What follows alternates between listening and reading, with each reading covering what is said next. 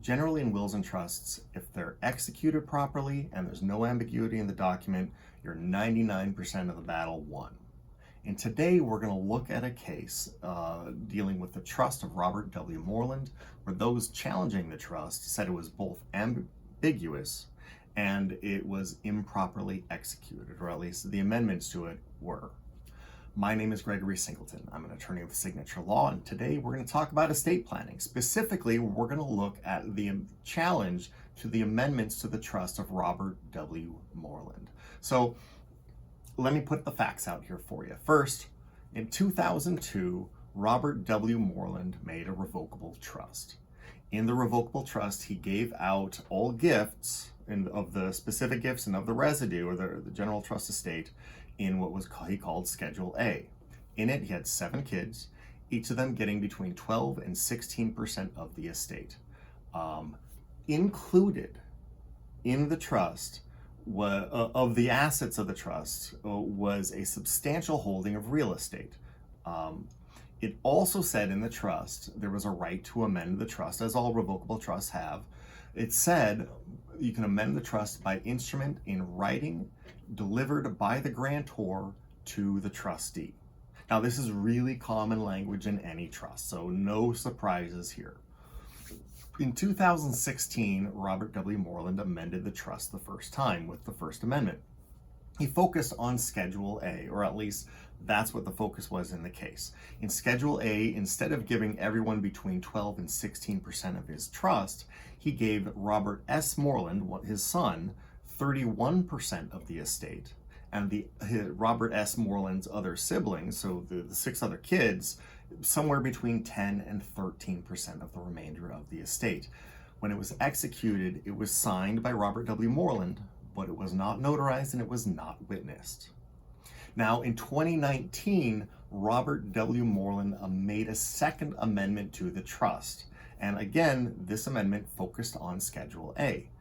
In it, Robert S. Moreland now got 94% of the trust, and Robert and the other 6 children each got 1% of the trust, or $5,000.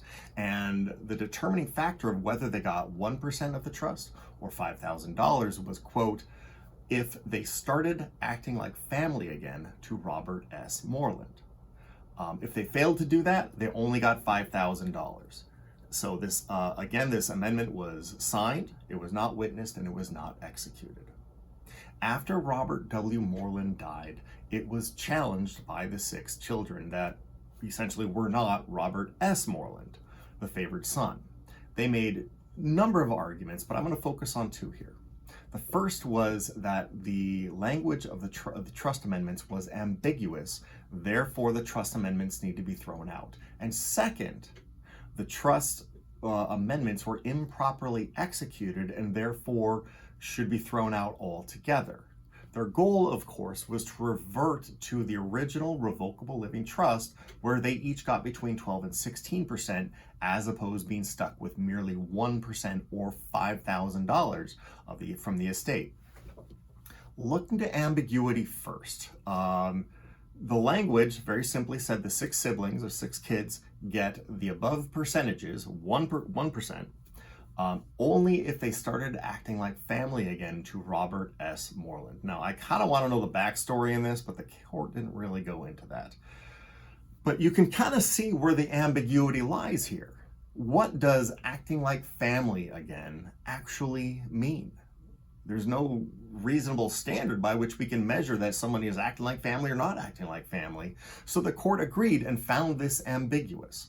However, instead of throwing out the entire amendment, what they did was, using their inherent authority, or the statutory authority granted to them, they rewrote the amendment, striking the language, the penalty language, that said they could either have $5,000 or 1%. Leaving everyone with 1%, except for Robert S. Moreland, who gets 94%. So in one sense, there was a small win.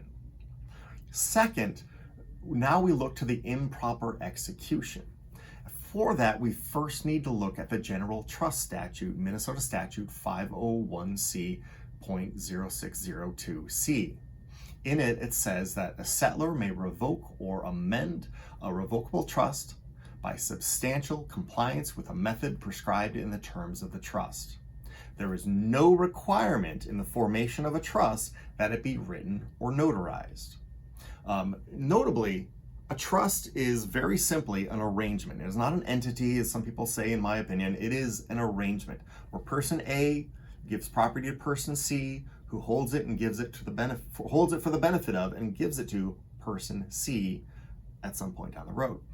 Now, in the trust language of the Robert W. Moreland Trust, it said the trust instrument can be amended in writing, signed by the grantor, who was Robert W. Moreland, and delivered to the trustee, who actually was Robert S. Moreland at the time.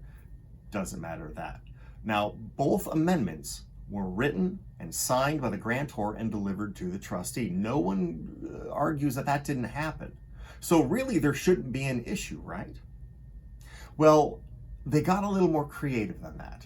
They looked to Trust Formation Statute, Minnesota Statute, Section 501(3.0407.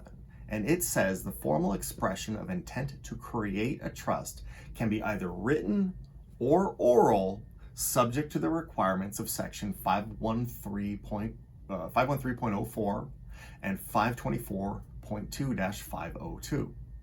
Now, if we look at the first one, 513.04, it is the statute of frauds. It says that any trust concerning land, real estate, real property, must be declared in writing and subscribed by the parties. So we have to, if we're going to form a trust to hold land, it has to be in writing. No problem. If we look at the second one, 501c.0407, this is the probate code's provision that says what is required for writing a will. And in that, it says writing a will requires that it be witnessed. Now, in some states, you can create a holographic will where you don't properly execute it. You just put it in your own handwriting and sign the bottom of it. We can't do that in Minnesota. It has to be witnessed. Now, a lot of times we're going to also notarize it for other reasons, but that's neither here nor there. So what the appellants argued was that because of these two statutes, the statute of frauds and the will statute, are included in Minnesota Statute 501c.0407, therefore, formation of a trust means that it has to be witnessed. The court did not agree with this. Oh, and by the way, the trust, remember, it held real estate, so it was subject to the statute of frauds. But the court disagreed with this. It said for real property, for a trust with real property, it has to be in writing and subscribed. That's fine. That's in compliance with the statute of frauds. However, amending a trust does not have to be in compliance with the statute of frauds. That's a completely different issue. And it certainly doesn't have to be in compliance with the formation of a will statute.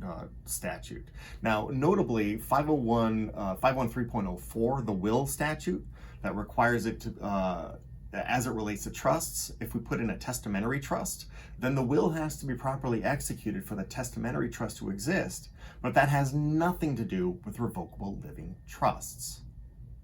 So the takeaway on this one is, I guess the takeaway on this one is that the difference between trusts and wills is unique. Wills are very conservatively administered. They have a lot of requirements that you have to follow precisely. And then when you go to administer the estate with a will, you have to go through probate generally, and you have to follow all this rigmarole. And it takes 10 to 12 months. It costs a lot of money. With trusts, we have a much more liberal approach. You don't have to even write them down. If you have real estate, you got to write them down. If we get to the trust administration, generally, it's do what you want, but if you do it wrong, you might be personally liable. That's basically trust administration in a nutshell.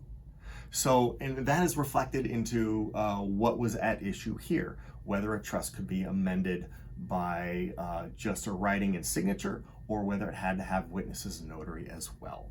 So that's my take on the trust of Robert W. Moreland. I hope you liked today's video. If you did like today's video, hit that like and subscribe button. It really helps support the channel. We're doing a couple videos a month these days. If you have questions, leave them in the comments below. If there's something you'd like to see me talk about, send me an email or put them in the comments. Otherwise, until next time, this is Gregory Singleton with Signature Law.